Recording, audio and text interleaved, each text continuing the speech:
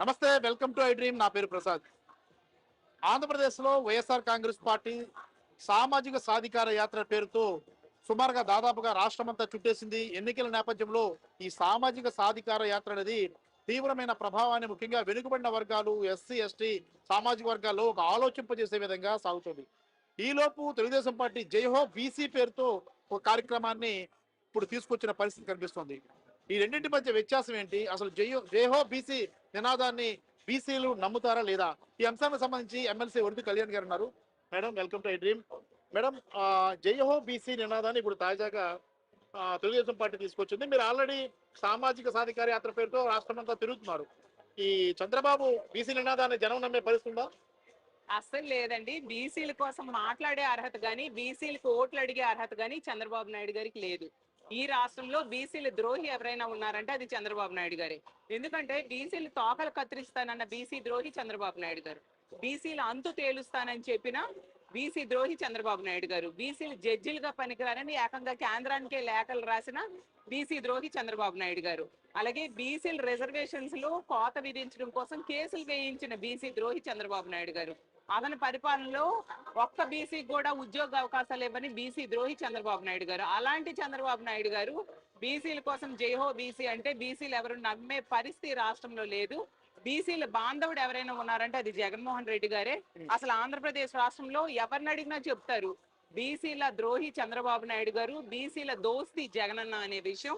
అలాగే తీసుకుంటే ఈ రాష్ట్రంలో బీసీలకి పదవుల్లో, పాలసీల్లో, పథకాల్లో అగ్రతాంబూలం వేశారు గౌరవ ముఖ్యమంత్రి గారు అయిన జగన్మోహన్ రెడ్డి గారు. ఈ రోజు తీసుకుంటే లెక్కలేనని నామినేటెడ్ పదవులు 11 మంత్రి పదవులు ఇవ్వడమే కాకుండా డిప్యూటీ సీఎం నుంచి స్పీకర్ వరకు బీసీలకు అవకాశం ఇచ్చారు. రాజ్యసభ స్థానాల్లో 50% బీసీలకే ఇచ్చి దమ్మున నాయకుడని నిరూపించుకున్నారు. ఈ రోజు సంక్షేమ పథకాల్లో కూడా 50% పైగా బీసీలకు అవకాశం ఇచ్చి బీసీలు అంటే అతనికి ఎంత అభిమానమో బీసీ పక్షపాత ముఖ్యమంత్రిగా ఈ రోజు ముఖ్యమంత్రి గారు జగన్మోహన్ రెడ్డి గారిని ఇచ్చారు. చరిత్రలో ఎప్పుడూ అవకాశాలు ఇవ్వని వడ్డెర లాంటి సామాజిక వర్గాలు, బీసీ సామాజిక వర్గాలు కూడా జగనన్న ముఖ్యమంత్రి అయ్యాక ఎమ్మెల్సీలుగా అవకాశం ఇవ్వడం జరిగింది. బీసీ కులగణన మా బీసీలందరూ ఎప్పటి నుంచో డిమాండ్ చేస్తూ ఉన్నారు బీసీ కులగణన చేయమని. దాన్ని ఈ రోజు ఆంధ్రప్రదేశ్ రాష్ట్రంలో చేపట్టడం జరిగింది. అలాగే 56 బీసీ కార్పొరేషన్స్ ఏర్పాటు చేసి వాళ్ళకి ఒక వ్యవస్థ చైర్మన్లు అలాగే డైరెక్టర్స్ వేసి వాళ్ళకు ఒక గుర్తింపునిచ్చారు జగన్మోహన్ రెడ్డి గారు. అలాగే తీసుకుంటే బీసీల కోసం శాశ్వత బీసీ కమిషన్ కూడా ఏర్పాటు చేయడం జరిగింది. కాబట్టి బీసీల కోసం మాట్లాడాలన్నా, బీసీల కోసం ఆలోచించాలన్నా అది చేస్తున్నది ఒక జగన్మోహన్ రెడ్డి గారే అనే విషయం ఆంధ్ర రాష్ట్రంలో ప్రజలందరూ బలంగా నమ్ముతూ ఉన్న పరిస్థితి. కాబట్టి బీసీలు ఎవరు ఇలాంటి చంద్రబాబు నాయుడు గారు లాంటి మోసగాడు బీసీ ద్రోహి మాటలు నమ్మే పరిస్థితి ఆంధ్రప్రదేశ్ రాష్ట్రంలో లేదని తెలియజేస్తూ ఉన్నారు. ఒకప్పుడు తెలుగుదేశం పార్టీకి బీసీలే వెన్నెముగ్గా ఉన్నారు. ఆ బీసీల వల్లే తెలుగుదేశం పార్టీ అధికారంలో రావడం జరిగింది. ఒక గత 15 ఏళ్ళు క్రితం జరిగిన మాట అది. ఇప్పుడు బీసీల ఆలోచన విధానం అంతా మారిందని చెప్పుకోవాలా? బీసీలు ఇప్పుడు వైసీపీతో గత గత ఎన్నికల్లో వచ్చారు. ఈ ఎన్నికల్లో కూడా కొనసాగుతారా? ఖచ్చితంగా ఖచ్చితంగా అండి. ఒకప్పుడు తెలుగుదేశం పార్టీకి బీసీలు వెన్నుముగ్గా ఉంటే చంద్రబాబు నాయుడు గారు వాళ్ళ వెన్ను విరిచేశాడు. కానీ జగన్ అన్న ఎన్నికల ముందు బీసీ డిక్లరేషన్ సభలో చెప్పాడు బీసీలు అంటే బ్యాక్వర్డ్ క్యాస్ట్లు కాదు, బ్యాక్ బోన్ క్యాస్ట్లు అని చెప్పడమే కాకుండా తను ముఖ్యమంత్రి అయ్యాక బీసీలకు ఒక బ్యాక్ బోన్ లో నిలిచిన పరిస్థితి మన ఆంధ్రప్రదేశ్ రాష్ట్రంలో మనం చూసాం.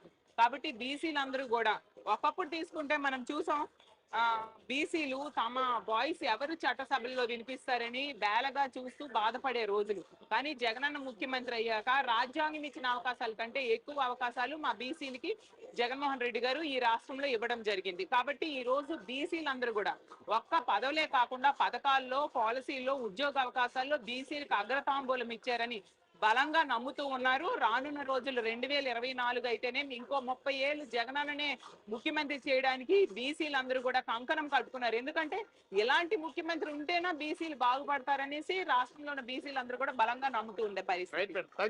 Thank you. అది చూసుకుంటాం కదా, బీసీలు బ్యాక్ బోన్ కాదు, అంటే బ్యాక్వర్డ్ క్లాస్ కాదు, బ్యాక్ బోన్ అనే నినాదాన్ని తొలిసారిగా వైసీపీ ముందుకు తీసుకొచ్చింది.